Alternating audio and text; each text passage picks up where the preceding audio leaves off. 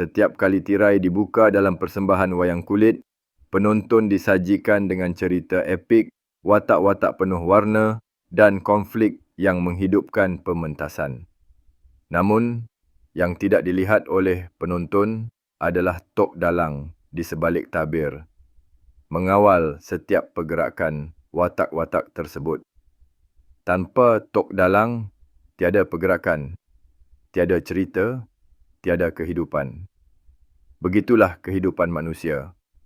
Setiap pergerakan kita adalah hasil kehendak Allah yang Maha Berkuasa, umpama tok dalang yang menggerakkan wayang-wayangnya. Dalam wayang kulit, setiap watak memiliki peranannya. Pahlawan gagah, raja bijaksana, wanita cantik dan watak jahat yang menentang kebaikan. Watak-watak ini melambangkan pelbagai sisi kehidupan manusia, keberanian, kebijaksanaan, cinta, nafsu dan kehancuran. Namun, tiada satu pun watak ini memiliki kuasa atau kehendak sendiri. Mereka bergerak, bertarung dan berbicara mengikut kehendak tok dalang, tanpa sedar bahawa hidup mereka sepenuhnya diatur oleh sesuatu yang lebih besar. Begitu jugalah manusia. Kita sering terperangkap dalam ilusi bahawa kita mengawal hidup kita sepenuhnya. Kita merancang, berusaha dan membuat keputusan seolah-olah segalanya terletak di tangan kita. Namun, hakikatnya, setiap pergerakan, kejayaan dan kegagalan adalah hasil kehendak Allah. Kita hanya watak-watak dalam cerita yang lebih besar. Dan Allah adalah tok dalang yang menggerakkan kita mengikut kehendaknya. Setiap watak wayang kulit mempunyai peranan tertentu. Watak protagonis seperti Ramayana mungkin dipuja, sementara watak antagonis seperti Rawana dibenci. Namun, kedua-duanya hanya memainkan peranan yang telah ditentukan oleh tok dalang.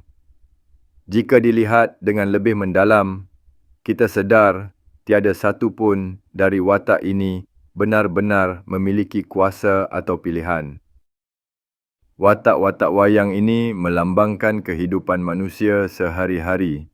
Ada yang dilahirkan pemimpin, ada yang pengikut, ada yang hidup dalam kemewahan, ada yang berjuang dalam kemiskinan. Setiap manusia memiliki jalan hidup berbeza, namun semuanya adalah takdir Allah. Kita mungkin rasa kita berkuasa untuk mengubah nasib, namun hakikatnya setiap langkah kita telah ditentukan oleh Yang Maha Kuasa. Sebagai watak dalam permainan kehidupan ini, kita mempunyai dua pilihan, sama ada menerima peranan kita dengan ikhlas dan mencari makna dalam kehidupan, atau melawan takdir yang akhirnya hanya akan membawa kekecewaan. Seperti watak wayang yang tunduk kepada kehendak tok dalang, manusia juga perlu tunduk kepada kehendak Allah, kerana hanya dengan cara itu kita dapat menemukan ketenangan. Dalam tradisi wayang kulit, tok dalang adalah figura yang mempunyai kuasa penuh terhadap jalan cerita.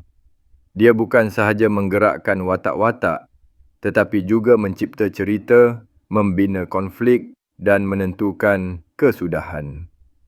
Tok dalang adalah pencipta yang maha tahu, yang mengatur segalanya dari awal hingga akhir. Begitu juga, Allah adalah pencipta kehidupan ini. Dia yang mencipta kita, mengatur takdir kita dan menentukan pengakhiran hidup kita. Allah, sebagai tok dalang kehidupan, memberikan manusia kebebasan untuk memilih, tetapi setiap pilihan kita tetap dalam kawalannya. Kita diberi kebebasan untuk bertindak, namun segala-galanya akan kembali kepada rancangan Allah yang lebih besar. Pelajaran ini penting untuk difahami bahawa kita mungkin memiliki kehendak, namun kehendak Allah sentiasa lebih tinggi. Seperti tok dalang yang memahami keseluruhan cerita, Allah juga mengetahui setiap langkah hidup kita, bahkan sebelum kita dilahirkan. Kehidupan kita adalah seperti cerita yang telah ditulis dan Allah adalah pengarangnya. Setiap peristiwa dalam hidup kita, baik atau buruk, adalah sebahagian daripada rancangan Allah yang lebih besar, yang kadangkala tidak kita fahami dengan akal yang terbatas. Setiap watak dalam wayang kulit melambangkan sifat manusia yang berbeza-beza. Ada yang bijaksana, ada yang berani, ada yang pengecut, dan ada yang penuh nafsu. Watak-watak ini mencerminkan sifat-sifat yang wujud dalam diri manusia. Dalam setiap kita, terdapat potensi untuk menjadi watak baik atau jahat, bergantung kepada bagaimana kita memilih untuk bertindak. Namun, yang membezakan kita dari watak wayang adalah kesedaran.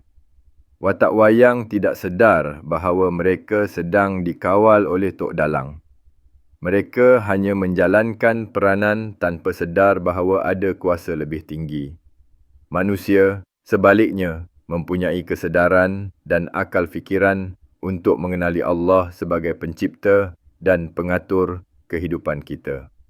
Kita diberi kemampuan untuk merenung, memahami dan akhirnya tunduk kepada kehendak-Nya. Namun, ramai yang hidup seperti watak wayang tanpa kesedaran, hanya menjalani hidup mengikut arus. Kita terperangkap dalam duniawi, sibuk mengejar material dan kesenangan, tanpa menyedari bahawa segala-galanya adalah sementara. Kehidupan kita akan lebih bermakna jika kita memahami peranan kita sebagai hamba Allah dan menyedari bahawa kita hanyalah wayang dalam permainan yang lebih besar yang diatur oleh Tok Dalang yang Maha Mengetahui. Sebagai manusia, kita harus sentiasa merenung tentang peranan kita. Setiap dari kita diberi peranan berbeza. Ada yang menjadi pemimpin, ada yang pengikut, ada yang kaya, ada yang miskin. Setiap peranan datang dengan tanggungjawab yang harus dipikul. Sama seperti watak wayang kulit, kita tidak boleh memilih peranan kita, tetapi kita boleh memilih bagaimana kita menjalani peranan tersebut. Tok Dalang tidak memberikan peranan sembarangan. Setiap watak dicipta dengan tujuan tertentu.